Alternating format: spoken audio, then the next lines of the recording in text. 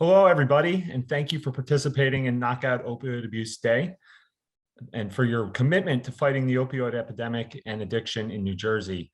We have many great resources for Knock Out Opioid Abuse Day, including these mini webinars. And today we would like to welcome Gerry Cleaves, founder and director of the Anchor of Hope at Pillar College, who will share with us his expertise on getting the religious and college communities involved in fighting the opioid epidemic in New Jersey. Gerry? Thanks, Matt. I'm also an adjunct professor of business and management at Pillar College. And on February 1st of 2022, I was named the director of the Anchor of Hope at Pillar College, LLC. We formed the Anchor of Hope with a vision to address the perfect storm of mental health, homelessness, and addiction that has stalled over New Jersey and the nation in the 21st century. We were making progress in 2018, 2019, but then along came COVID.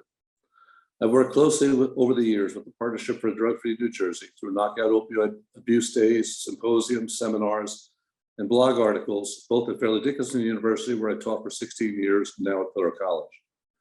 Pillar prepares its graduates to become transformational leaders and windmills of change in their communities.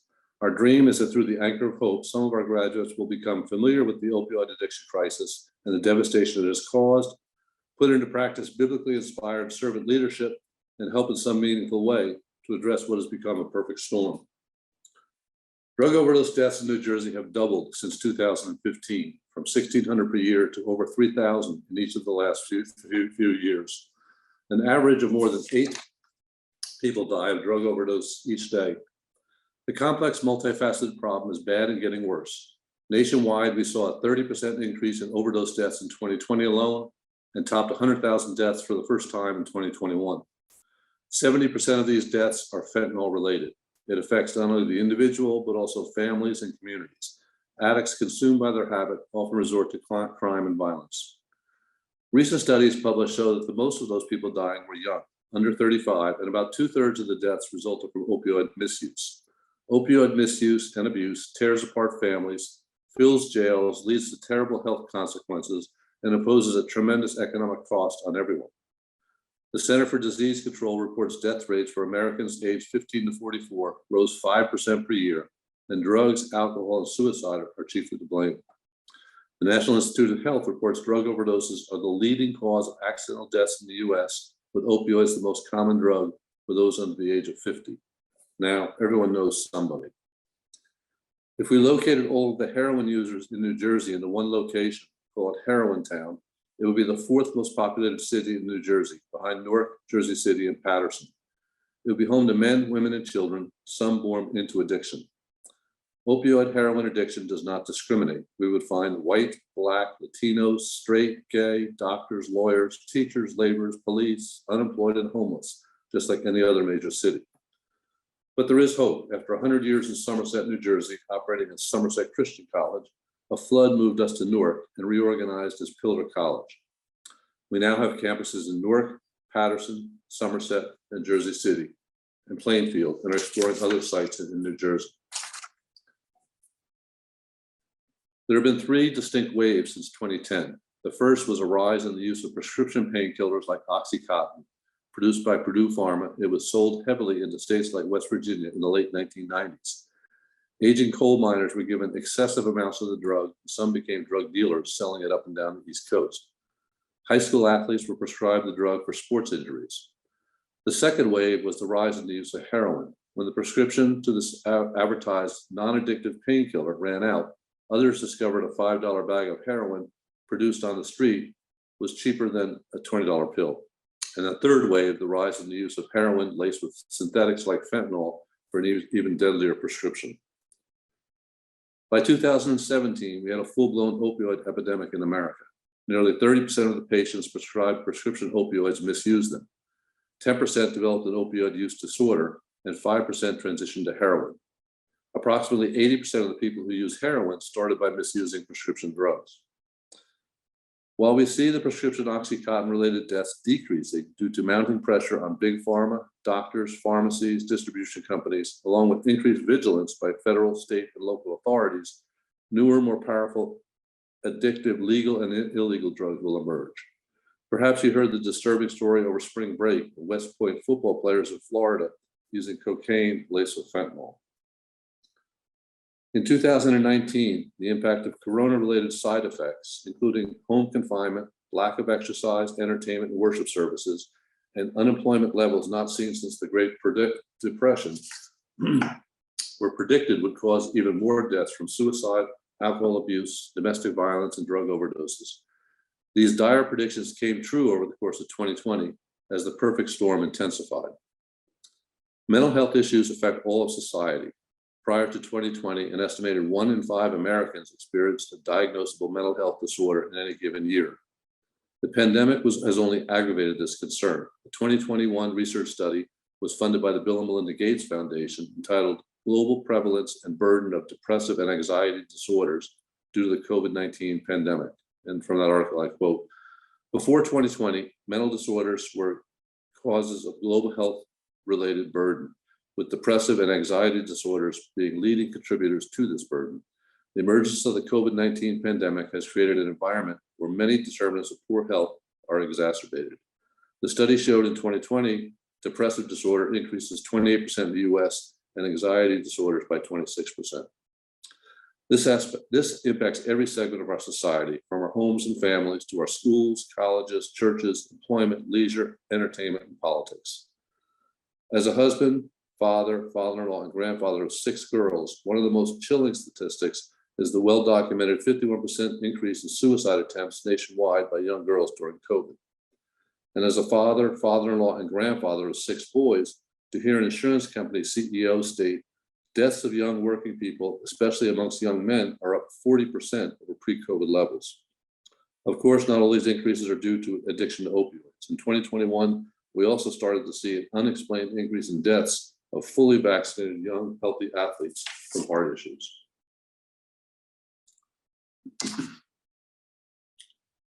Addiction in general, whether it be to alcohol, technology, pornography, social media, gambling, food, is a significant contributor to dire warnings about mental health. Restricting social contact may not be the prescription for success we once thought, and it may only serve to exacerbate an existing problem.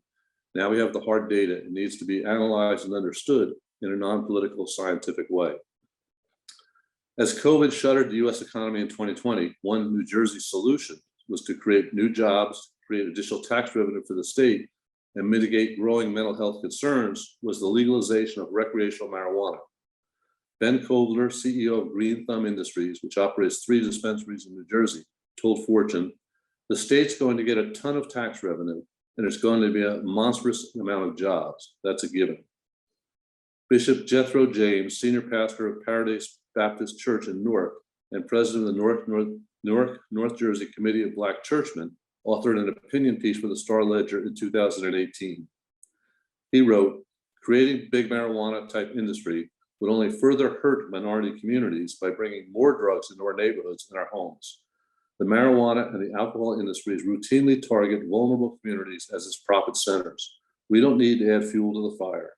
We have seen the effect of this in states that have already legalized the drug."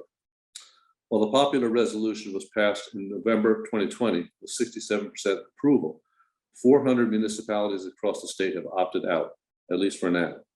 The anti-weed crusaders are packing public meetings to warn about the drug's danger and begging officials to keep the cannabis business out of their towns. The response has been a grooming process to create young entrepreneurs. CBD shops are opening all over the state. There's one in my hometown, downtown Westfield, in my old barber shop. I visited one in downtown Union this week, 100 yards from the middle school my father-in-law taught gym and coached wrestling for 40 years. I asked the 20-something salesperson about their business. She said, "CBD is the non-addictive source of THC from hemp. It comes in several forms, including gummy bears. Most are only therapeutic, but these give you a little high. I don't know if they will eventually sell recreational marijuana. I just work here." I saw this sign in a Newark bus stop. Picture yourself in the growing cannabis industry. Opportunities are growing. Find your career in cannabis. Your country needs you, your state needs you, industry needs you. Newark apparently is looking for more drug dealers. Sorry, we don't see it at Pillar College. Instead, we see young Black men becoming elementary school teachers. We see them as builders of His kingdom on earth and windmills of change. Pillar is the only college in New Jersey Newark, New Jersey, with a bachelor's degree program in elementary education through our BEST for men, which stands for Black Elementary School Teachers Program. We intend to provide Black males with tuition-free full scholarships to earn their college degree in elementary education. We've been in contact with several New Jersey urban school districts, and they've encouraged us to train male minority teachers for their immediate hire.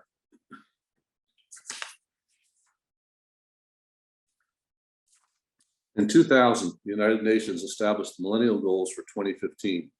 In the words of Mr. Ban Ki-moon, Secretary General, the global mobilization behind the Millennium Development Goals has produced the most successful anti-poverty movement in history. The landmark commitment entered into by world leaders in the year 2000 to spare no effort to free our fellow men, women, and children from the abject and dehumanizing conditions of extreme poverty. The MDGs helped to lift more than 1 billion people out of extreme poverty, to make inroads against hunger, to enable more girls to attend school than ever before, and to protect our planet. They generated new and innovative partnerships, galvanizing public opinion, and showed the immense value of setting ambitious goals. The post-2015 development agenda, including the set of sustainable development goals pictured here, strives to reflect these lessons, build on our successes, and put all countries together firmly on track towards a more prosperous, sustainable, and equitable world, put an end to poverty, leave no one behind, and create a world of dignity for all. The Millennial Development Goals were updated in 2015 to the 17 UN 2030 Sustainable Development Goals shown here. The goals that resonate with us are number 3, good health and well-being, and number 17, partnerships for the goals. Addressing in a meaningful way the perfect storm of mental health, homelessness, and addiction is reflected in goal number 3. No single organization, community, state, or country can accomplish these alone. We need partnerships to achieve the goals, hence number 17. The Anchor of Hope model is for a college or university to align with the rescue mission, local community advocacy organizations, state and federal organizations to address an important social issue. Activities on the Pillar campus will be coordinated by our psychology and counseling, PsyChi, and social entrepreneurship, Enactus teams. The Anchor of Hope Alliance was formed to address the growing opioid crisis. We prototyped the model at Fairleigh Dickinson University, working with the Market Street Mission in Morristown and the FDU School of Pharmacy and Health Sciences. The FDU Enactus team participated in the 2018 Enactus USA competition, and we presented this model at the Enactus USA Expo Best Practices in Social Innovation in 2019, and again at the Enactus World Cup in 2020. The Anchor of Hope Alliance partnered with Pillar College to launch the Anchor of Hope at Pillar College LLC in 2021. We believe it will have a meaningful impact on the opioid addiction crisis and will be scalable to other colleges and universities. Growth in Paterson is a strategic initiative for Pillar College. We have new classroom facilities on Washington Street that opened before COVID. We have long-standing relationships with church, civic, and community leaders in the city of Paterson. We are closely aligned with the Good Shepherd Mission, City Relief, Paterson Pastors Workshop, Clergy on Fire, Ruby's Vision, who works with mothers and young children, and MC Men, a Saturday morning coffee time for men organizing service events in and around the city of Paterson. We're in the process of developing relationships with Star of Hope, Hands of Hope, Eva's Village, the YMCA of Paterson, Paterson School System, the Office of the Mayor, and several state county trade schools. Pillar College organizes conversations on best practices in counseling and investment for mental health, addiction, and recovery. Our first event was November 22nd, 2019 at the Robert Treat Hotel in Newark. Representatives of several New Jersey rescue missions and treatment facilities participated in a panel discussion of best practices. We showed the FBI documentary, Chasing the Dragon, with Q&A from FBI and DEA personnel. We filmed a live segment for an HBO special related to crime and addiction. While opioid addiction does not discriminate, it has hit urban communities harder. Pillar College, with urban campuses in Newark, Paterson, Plainfield, and Jersey City, working with rescue missions around the state, is uniquely positioned. We expected to partner with other New Jersey universities and their student organizations to address this critical issue in a meaningful way in 2020, but then along came COVID. Our second event was on March 2022, which we provocatively entitled The Key to Recovery from Addiction, Is it God or science? To generate spirited discussion. This is a picture I took on my way to a board meeting at the Market Street Mission in Morristown a few years ago. Historically, Market Street was known as Rum Alley.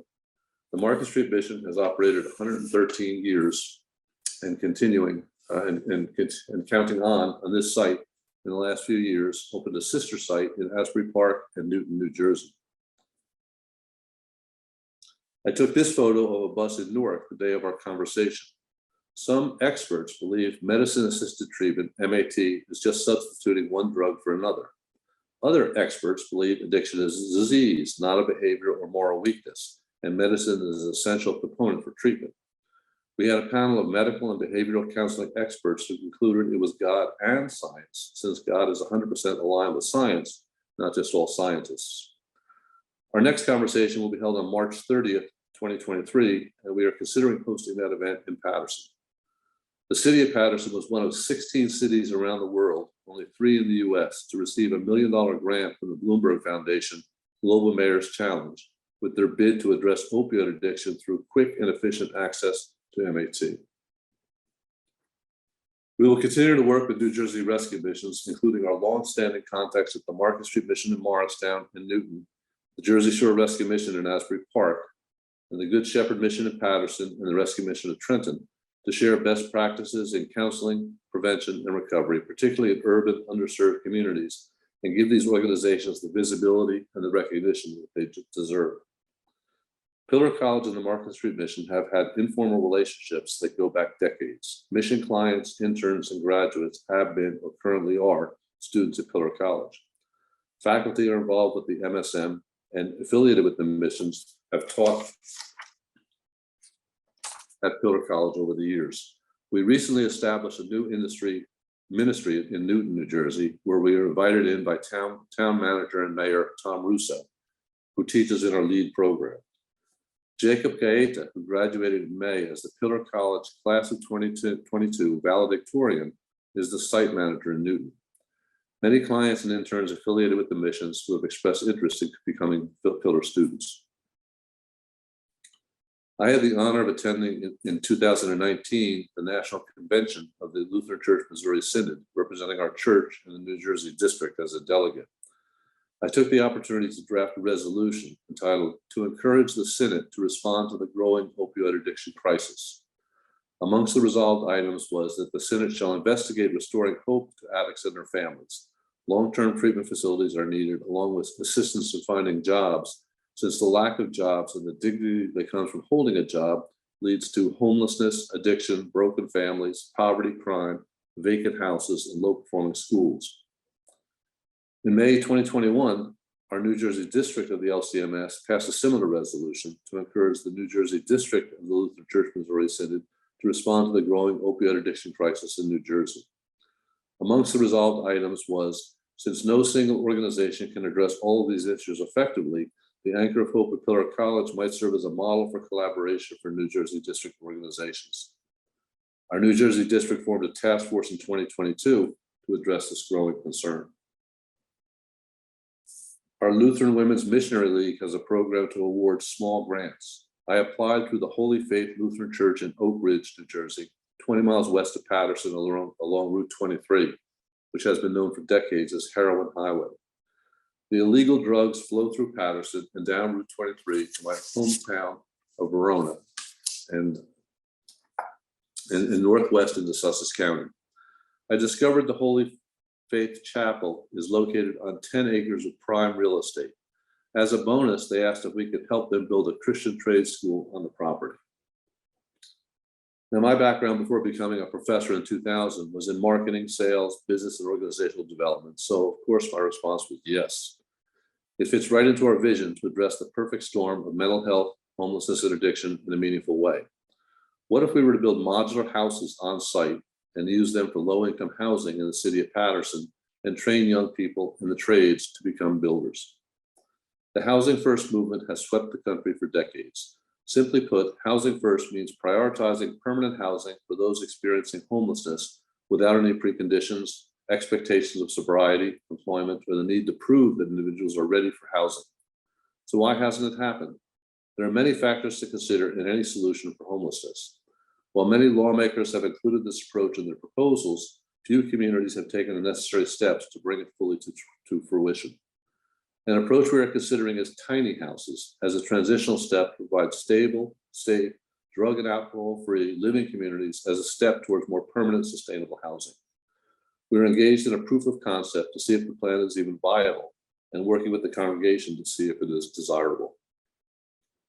We are evaluating different ways of getting started and bringing in local real estate developers, construction contractors, trade school operators to seek their guidance. Our next step will be to meet potential investors and donors in the next few weeks and months. We believe this solution is transferable to other locations in New Jersey. Sustainable recovery requires a continuum of care from detox to medication to behavioral counseling to sober housing to meaningful jobs and the dignity that comes from holding a job. We are particularly challenged in our poor urban communities where our students have not received the education they need to be successful in the 21st century. We are actively developing collaborative relationships with like-minded partners along the entire value chain. Many of those with substance abuse and misuse issues I have met over the last 20 years also have mental health issues, and at some point in their lives, many have found themselves homeless, hence the perfect storm. What if we could intervene in young people's lives with an anchor of hope to save them from a life of addiction? What if we gave them the skills they need to not only survive, but to live abundantly in the 21st century? From a supply chain perspective, we need to cut off the supply, not only of illegal drugs entering our communities, but also reduce the number of those addicted, or at least delay the start of experimentation with alcohol and narcotics until their brains mature around the age of 25. This way, the rescue missions and treatment facilities can concentrate on a smaller number of more difficult adult cases. Some of the men and women we meet in recovery use this experience to become fishers of men. Having firsthand lived experience with addiction, they are much more effective than I am. I may know the words, but they know the music. Pillar has many programs, majors and certificate programs in biblical studies, psychology and counseling, and elementary education, well suited to these prospective students. However, many of these in recovery will lean towards becoming Christian fishermen for the 21st century and be willing to share their testimony to help others. A college education in business or management may work for them, but they may need remedial instruction in reading, writing, and mathematics that they did not get in school. As I mentioned earlier, we just launched the BEST, or Black Elementary School Teachers Program, and are now seeking funding to provide full tuition scholarships. Some may be more inclined towards the trades, hence the need for a Christian trade school. In our first meeting last fall, our new president, Dr. Rupert Hales, encouraged us to start small and show some results. Following his guidance, we are exploring putting a construction training trailer on the Holy Faith property at Oak Ridge to house 12 students and an instructor, and to begin their education in construction management with hands-on experience, more like an apprenticeship than a traditional school. Our mission for the Anchor of Hope at Pillar College is modest: be the good, save one person, one family, one community from a life of addiction by offering hope as an anchor for the soul. Providing a path to recovery for those suffering from abuse or misuse of drugs is difficult. It requires collaborative partnerships and relationships. Hence the UN 2030 Sustainable Development Goal number 17, Partnerships for the Goals. We will play an important role in coordinating these activities to address the perfect storm that has stalled over New Jersey and made worse by the anxiety, confinement, and unemployment resulting from COVID-19 mediation. Perhaps the most important task for all of us is to intervene in young lives before they progress too far down this road, and to give them the skills they need and encouragement not only to survive, but to live abundantly in the 21st century. I have been researching this topic extensively over the last 55 years, including Harvard online courses, Opioid Crisis in America, Chris Christie's outgoing State of the State address in 2017, where he expressed this very concern, reachnewjersey.gov, established to assist in addressing addiction and recovery, and going beyond just drug addiction to the perfect storm of mental health, homelessness, and addiction, and see what is playing out in San Francisco and other cities across the country, and even looking at best practices in cities like San Diego. And our hope and prayer is that perhaps Paterson will become a model city for the entire state of New Jersey. Thank you for your time and attention. I'm happy to entertain any questions or comments. And if you have them, you can reach me at gwcleaves@gmail.com.